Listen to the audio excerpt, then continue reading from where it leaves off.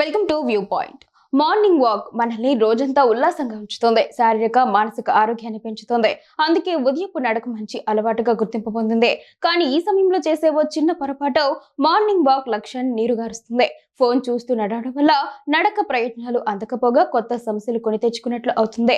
ఈ కాలంలో ఎన్నో పనులను ఫోన్లోనే చక్కబెట్టుకుంటున్నారు. అయితే చాలా మంది వాటన్నిటిని మార్నింగ్ వాక్ లోనే కానిచేస్తుంటారు. చాటింగ్ చేస్తూనో కాల్ మాట్లాడుతూనో ఉదయపు నడక సాగిస్తుంటారు. దీనివల్ల మార్నింగ్ వాక్ వల్ల కలిగే ప్రయోజనాలు పక్కదారి పడతాయని నిపుణులు చెబుతున్నారు. పైగా లేనిపోని ఆరోగ్య సమస్యలు పలకరిస్తాయని హెచ్చరిస్తున్నారు. మెడను ఒక పక్కకు వంచి ఫోన్ లో మాట్లాడుతూ నడవడం వల్ల అనేక సమస్యలు చుట్టుముడతాయి. వాకింగ్ లో శరీర సమతుల్యత తప్పుతుంది. దీనివల్ల నడుము, మెడ, భుజాల కండరాలపై ఒత్తిడి పడుతోంది. దీర్ఘకాలంలో తీవ్రమైన అనారోగ్యానికి కారణమవుతోంది. ఒకే ధ్యాసతో లయబద్ధంగా నడిచినప్పుడే గుండెకు, ఊపిరితిత్తులకు మంచి వ్యాయామం లభిస్తోంది.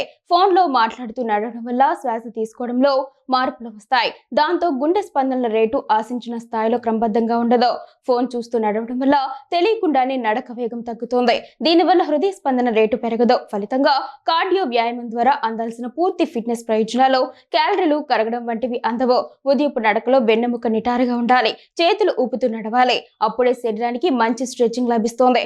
అయితే తలదించుకొని ఫోన్ చూడడం వల్ల మెడ, వెన్నెముకపై ఒత్తిడి పడుతోంది. దాంతో రోజంతా అలసటగా, నొప్పులతో గడపాల్సి వస్తోంది. నడుస్తూ ఫోన్ స్క్రీన్ వైపు చూడడం, మెసేజ్లు చదవడం, టైప్ చేయడం, రీల్స్ చూడడం వల్ల కంటి కండరాలపై తీవ్రమైన ఒత్తిడి పడుతోంది. ఇది తలనొప్పికి కూడా దారితీస్తోంది.